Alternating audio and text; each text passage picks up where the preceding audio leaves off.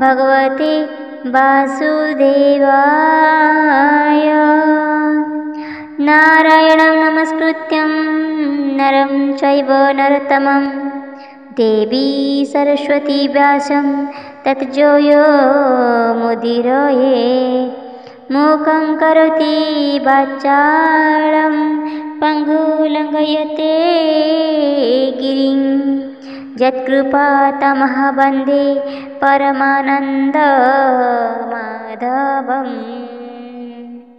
भागवत महापुराण। शुक उवाच शृण हे कुरु नृपवर गंगार तीरे से विदुर।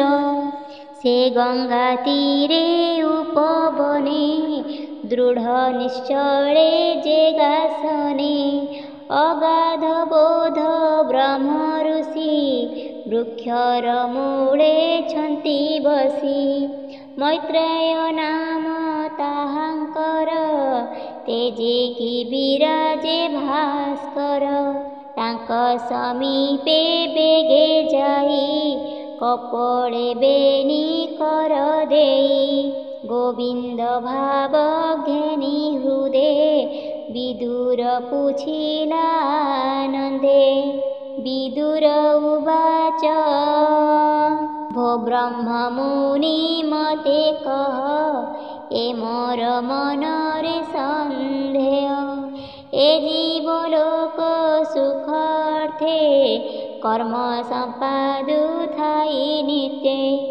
केबे हे दुख न चिन्तई निष्काम मार्गे न रही। सुख चिंतते दुख लभे कह एके बण प्रस्तावे। कृष्ण विमुख जेते नर कर्म बाघ्य ताहांकर। वंचित कुरु धर्म दीक्षा ताहु पाइबे सुख वंछा। कृष्णर अनुग्रही जने भूत भविष्य वर्तमाने। तांक कुशल आचरन्ति क्षेमेण संसारे भ्रमन्ति। ए साधु जनकर सार कह साधु मार्ग विचार। जे मार्गे कृष्ण को आराधी प्राणी लभन्ति सर्वसिद्धि।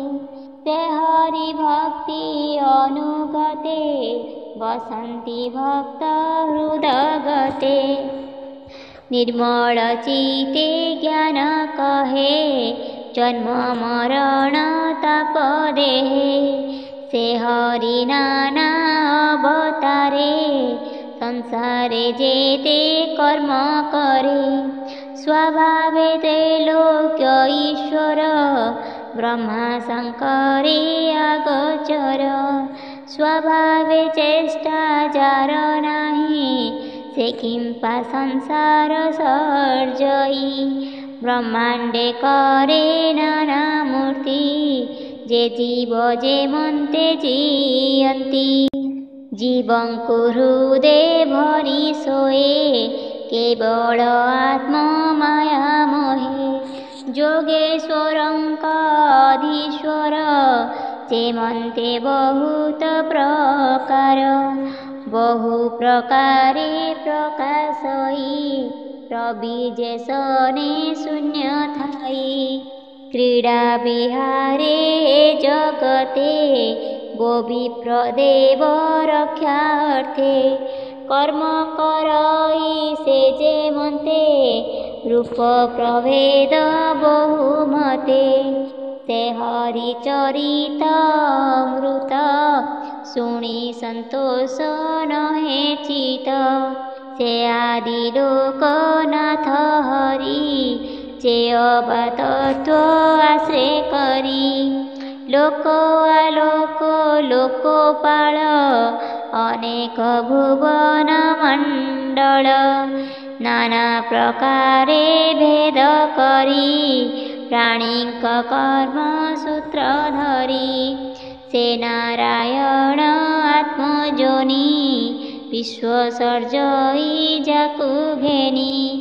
ଯେମନ୍ତେ ଜୀବମାନଙ୍କର ସ୍ୱଭାବ କର୍ମ ଯେ ଯାହାର, ସେ କଥା କହ ମୁନି ମତେ, ସଂସାରୁ ତରିବ ଯେମନ୍ତେ। ପର ଅପର କଥା ଯେତେ, ଗୋବିନ୍ଦ ଚରିତ ସಮೇତେ, ବିଶ୍ୱଙ୍କ ମୁଖୁ ଅନୁକ୍ଷଣେ, ଶୁଣିଛି ତୃଷିତ ଶ୍ରବଣେ। ଅଳପ ସୁଖ ଜାଲକ୍ଷଣ, ସେ କାହିଁ ହରିବ ମୋ ଧନ। ଶ୍ରୀକୃଷ୍ଣ କଥାମୃତ ରସ, ପାନରେ ସର୍ବଦା ମୋ ଆସ। କୃଷ୍ଣ ଚରିତ ତୀର୍ଥପଦ, ହରଇ ବିଷୟ ବିଷାଦ। ସକଳ ତୀର୍ଥେ ମୁନିଗଣେ, ଯାର ଚରିତ ଅନୁକ୍ଷଣେ। ସ୍ମୃତି କରନ୍ତି ଆତ୍ମା ଲଭେ, କେବଳ ଆତ୍ମଜ୍ଞାନ ଲୋଭେ। ସେ କଥା ପଶି କର୍ଣ୍ଣଦ୍ୱାରେ, ସୁତୀକ୍ଷଣ ଚକ୍ର ଘେନି କରେ। ସେ କର୍ମ ଗୃହ ଧନ୍ଦେ ଥାଇ, ତ୍ରିଗୁଣର ଯୁଗଳେ ଦେଇ। ଜନ୍ମ ମରଣ ମାର୍ଗେ ଟାଣେ, ସେ କର୍ମ ଛେଦେ ତତ୍କ୍ଷଣେ। ଏମନ୍ତ କୃଷ୍ଣ ଗୁଣ ଯେତେ, ଚିତ୍ତୃପ୍ତ ଶୁଣି କର୍ଣ୍ଣ ପଥେ। ତୁମ୍ଭର ସଖା ମୁନି ବ୍ୟାସ, ଭାରତେ କୃଷ୍ଣ ଗୁଣ ଯଶ। ଅର୍ଥ କାମାଦି ଦ୍ୱାରେ କହି, ଯେ ସେ ଶ୍ରୀକୃଷ୍ଣେ ମତି ହୋଇ। ଯାହା ଶୁଣନ୍ତେ କନେ ସୁଖ, ମନେ ନ ରହେ କିଛି ଦୁଃଖ। ଯାହା ଶୁଣନ୍ତେ ନୀତି ନୀତି, ନିବିଡ଼େ ବଢ଼ଇ ବିରକ୍ତି। ସେ ହରି କଥନ ଶ୍ରବଣେ, ଯେ ପ୍ରାଣୀ ବାଞ୍ଛେ ଅନୁକ୍ଷଣେ। ସକଳ ଦୁଃଖ ହରେ ତାର, ରବି ଯେ ଶନେ ଅନ୍ଧକାର। ଯେ ହରି କଥନେ ବିମୁଖୀ, ତାର ଜୀବନ ସଦା ଦୁଃଖୀ। ତାର ଆୟୁଷ ଗତି ଶ୍ରୁତି, କାଳର ବଳେ ନାଶ ଯାନ୍ତି। ତାହା ନ ଜାଣି ମୂଢ଼ପଣେ, ବ୍ୟର୍ଥବାଦ ଅନୁକ୍ଷଣେ। ଏଣୁ ଗୋବିନ୍ଦ କଥା ଯେତେ, ଆଗମ ନିଗମ ଭକତେ। ସକଳ କଥା ମଧ୍ୟେ ସାର, ସର୍ବକଲ୍ୟାଣ ସୁଖକର। ଉଦ୍ଧରି କହ ବିପ୍ର ମତେ, ଏ ଜୀବ ଆତ୍ମା ମୋକ୍ଷାର୍ଥେ। ପୁଷ୍କରୁ ସାର ମଧୁ ଯେନେ, ଉଦ୍ଧରି ମଧୁ କର ଆଣେ।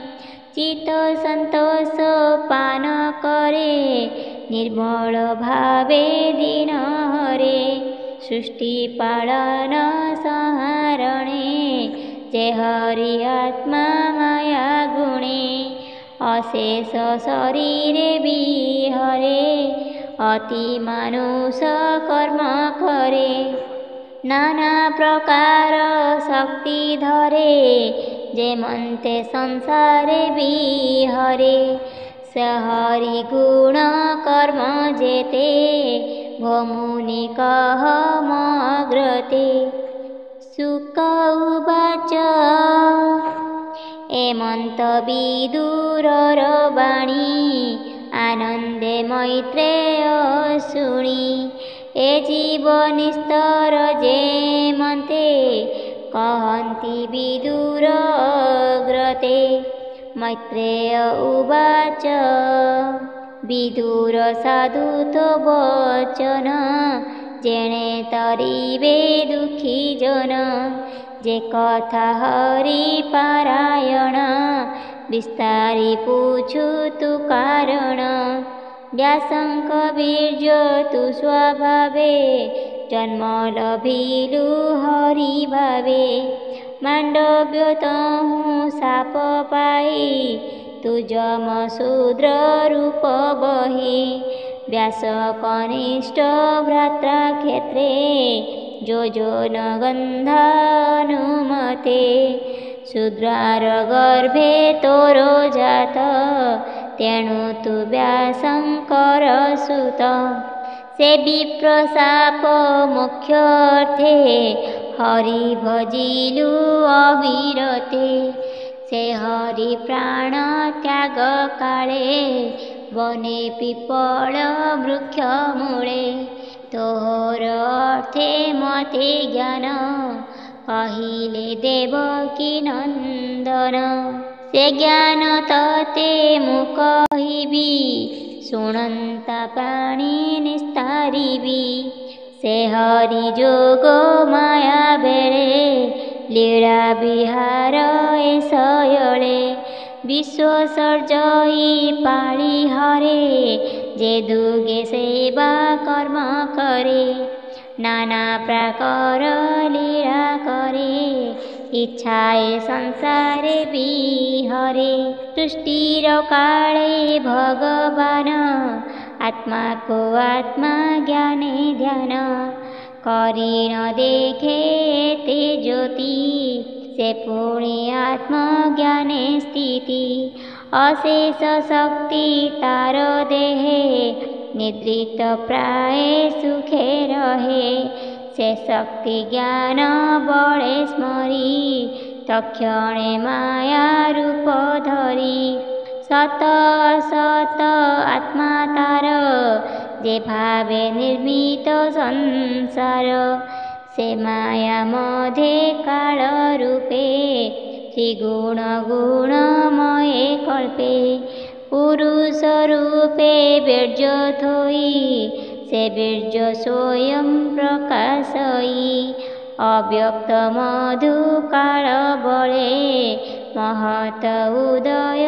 निश्चले विलीन आत्मा देहगत जे बीर्ज ए विश्वव्यक्त जहु सकल परकाशे अंधार जेने रवित्रासे से अंश गुण काल बसे आत्मारु संसार प्रकाशे आत्मारु आत्मा गुण बळे लहरी जेने सिंधु जळे से पुणे ईश्वरर इच्छा जहु पूजे सृष्टि दीक्षा जैसा निरूपित अंकुर धरई वृक्षर आकार से रूपे विश्वर प्रकाश निज देहरु करे ईश से अंश गुण काल आत्मा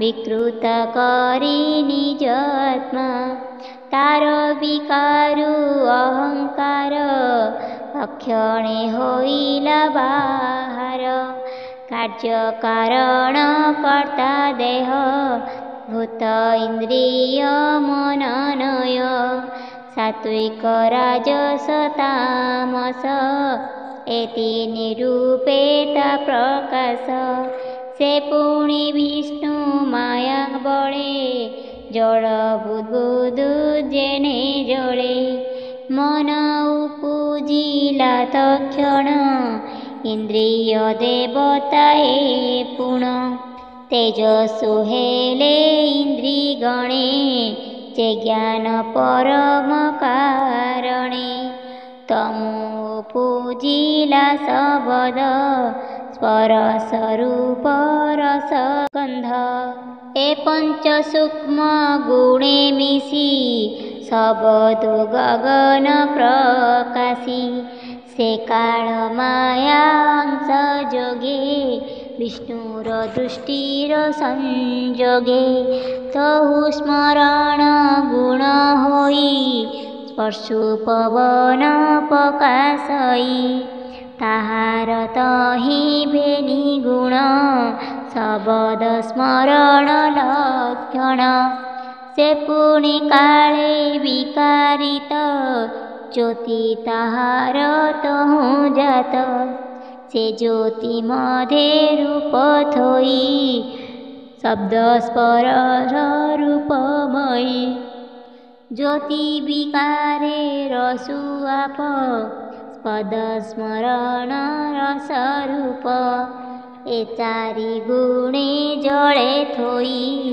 भूमि उपुजे गंध लई एमन्ते सृष्टिर संचार महत आदि तत्वंकर अधिदेवता अधिकार जे अंश अटन्ति विष्णुर से तत्वमानंक ईश्वर चेतना विक्षेप विचार ए तीनि गुणंकु से धरी ब्रह्मांड सृजिन न पारी कर अंजलि शिरे देई भावे बोलन्ति विष्णु चाहि देवगण उवाच भो देव नमोतोपयर प्रपन्न जन दुःखहर जे पाद पद्म आश्रय करी संसारु तरन्ति संसारी हे धाता तोरो माया बळे अशेष जन्तु ए सयळे करन्ति तापत्रये भ्रम एणु लभन्ति प्राणिश्रम तो पाद पद्म छाया तले जे प्राणी रहन्ति निश्चले से प्राणी संसारु तरन्ति केबे हे भ्रमे न पड़न्ति एणु तो पाद सेवा अर्थे आम्भे रहिबु ए जगते तो मुख पद्म छाया प्राय जेमन्ते पक्षींक आश्रय निश्चिंत प्राय घोर बने आश्रय करन्ति मुनि जने ते पाद छुई तीर्थ बर गंगा जे स्वभावे निर्मल संपूर्ण घमरसण से पादे पशिलु शरण एणु जे तोहर चरणे हृदय भावन्ति अनुक्षणे ज्ञान वैराग्य बळे चिंती जे पाद हृदय आरोपन्ति से पादे पशिलु शरण प्रसन्न हुओ नारायण सृष्टि स्थिति संहार अर्थे तो अवतार ए जगते से रूप गुण जे चिंतन्ति ए घोर संसारु तरन्ति भोनाथ गृह अंधकूपे प्राणी पड़न्ति मोहकल्पे मोहि मोहरो बोली भासी हृदय बांधन्ति मोहफासी से दृढ़ बंधन विषाद हेळे खंडई तोरो पाद तो पाद पद्मे जगन्नाथ निरते रहु आम्भ चित अशांत इंद्री गण मेळे हृदय न रहे निश्चले आत्मार पथ न देखन्ति जे कल्पे संपद विभूति तो कथा सुधा रस पान प्रबोध भक्ति दिव्य ज्ञान वैराग्य सार से लभन्ति निर्भय विष्णु लोके जानति अपरे जेते मुनि कूले आत्मा समाधि जोग बेले घोर प्रकृति मुखुतरी तो पद कमल आवरी तोरो सेवारे भ्रम तुटे अशेष बाया बंध फिटे लोको सर्जीवा अर्थे तुही आम्भको आपणे भियाई त्रिगुण भेद भाव देई आम्भको सर्जुनाथ तुही आम्भे विजुक्त भावे थान्ते ସୃଷ୍ଟି କରିବୁ କେମନ୍ତେ ଯେମନ୍ତେ ଯଥା କାଳେ ବଳି ତୋ ପାଦେ ଦେଇ ବନମାଳି ଥୋକାଏ ପାଇ ତୋ ସଚିତେ ତୋ ପାଦେ ସେବୁ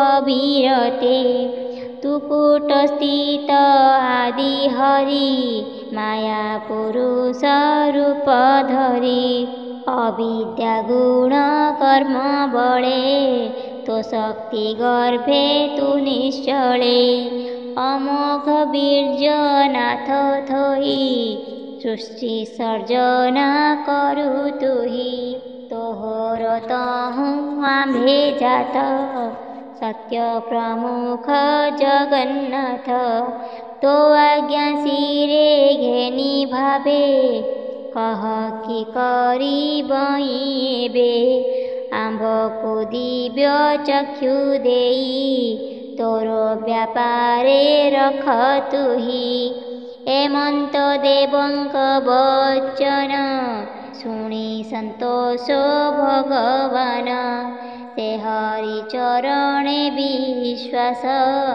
ଭଣଇ ଜଗନ୍ନାଥ ଦାସ।